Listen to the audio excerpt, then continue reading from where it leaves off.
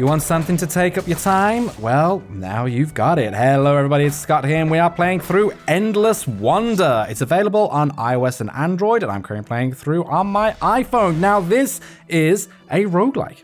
It's as simple as that. It's a roguelike RPG. We are going through and we are battling through endless waves of enemies, collecting upgrades, improving our character as we go along, seeing how far we can get. And once we've gone as far as we physically can go, then we go back to the beginning.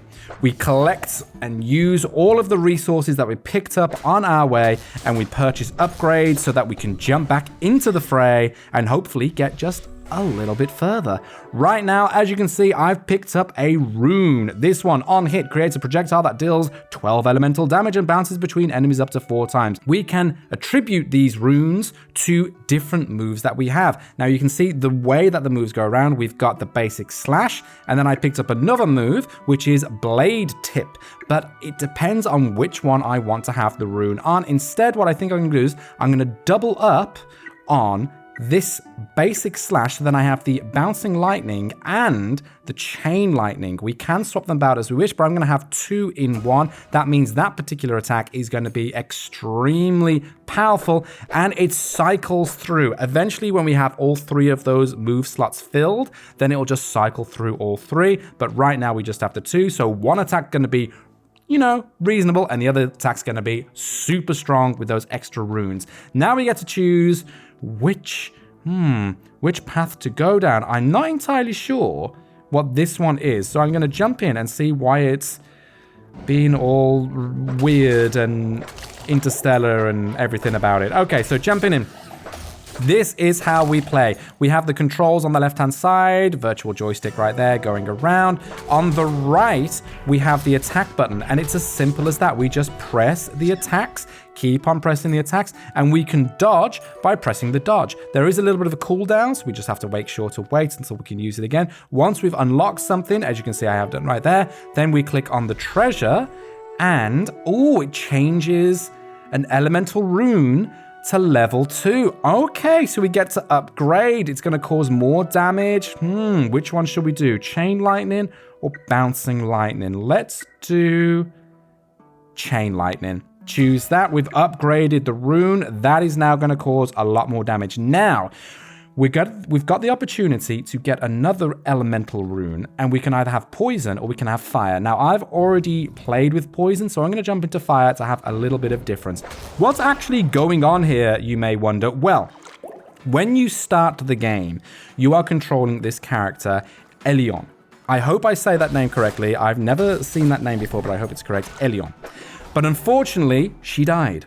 She died. It's sad. We are playing as her brother, wanting to pick up the mantle of an explorer.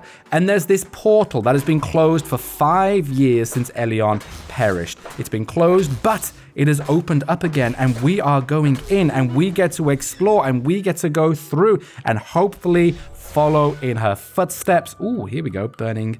There we go, that one. The basic slash is now going to be purely electric. This blade tip is going to be fiery, red hot blade tip. There we go. And we are going through, and as we go through, more things start to open up for us. More things in the main hub, because the exploration through the portal was quite a booming business back in the day, but everybody closed up shop when Elion passed away and the portal closed.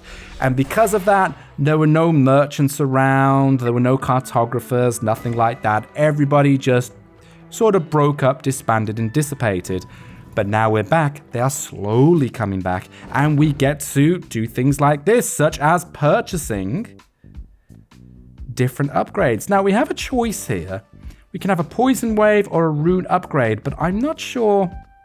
Oh, okay. We've got the boss coming up next. So what I might do is I may purchase the poison, and then add the poison to our final move that we got there. So now we've got 1 move electric, 1 move fire, and 1 move poison. So let's jump in, and I think we're going to against there. We went against this one before. It's a corrupted slime, because that's the thing. The corruption part of the story is that corruption is spreading, and it is infecting a lot of the monsters, and it's making things really bad. So we have to try to make sure to go through and figure out what's causing all of this. What is happening? What is going on? I need to focus a little bit more on dodging these attacks, because I've already lost about 1/3 of my health.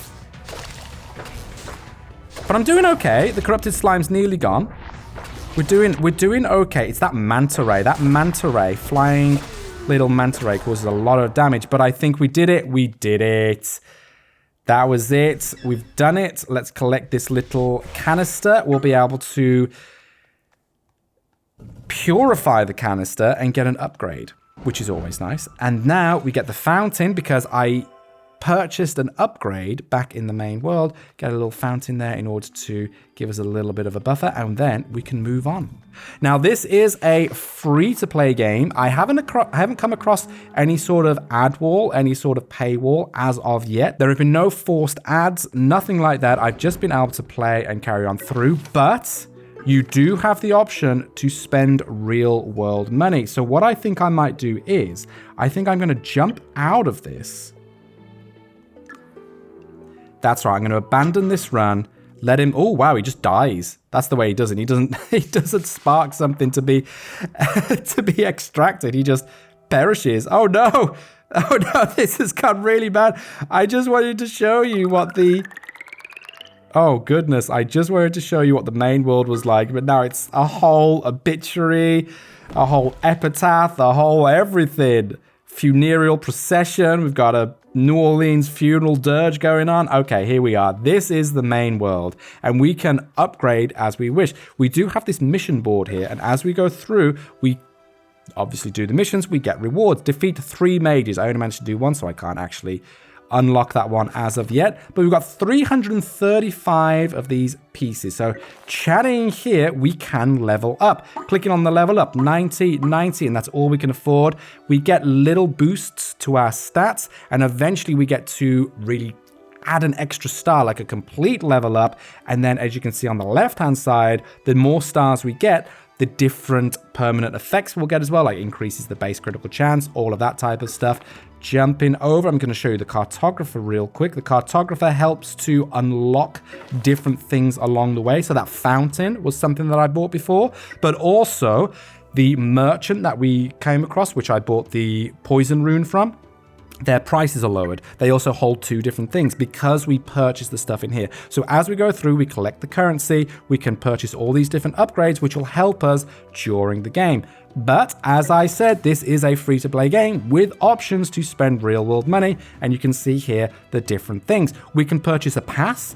Those passes have different attributes to them. Get 80 crystals and 30 energy for 30 days. Get 500 crystals on purchase for £3. All of that type of stuff. We have these different characters. We are currently playing as Novu, but if you want to go as Leora, a paladin, you can see here, offense, only 2 out of 5, but survivability. They're a tank. Amazing. Complexity, all of that. It costs money to buy them. That is a purchase to do that. Also, the daily shop and the resources. These resources you'll be able to swap out the gems and crystals for, but you can also purchase the crystals if you wish. But as I say, I've been playing through, haven't come across any sort of forced ads, haven't come across any sort of depleting energy. That means I have to wait and spend money in order to keep on playing. I am just going through. It definitely feels like an endless wonder, which is a really good point for me to stop and say, my friends, this has been Endless Wonder. Let me know down below. What do you think? Will you be having a go at this? Are you a fan of the roguelike genre? And do you think there's something unique in this which you will enjoy playing for yourself? Let us know in the comments below. But for now, my friends, luck and watch you all, and catch you next time.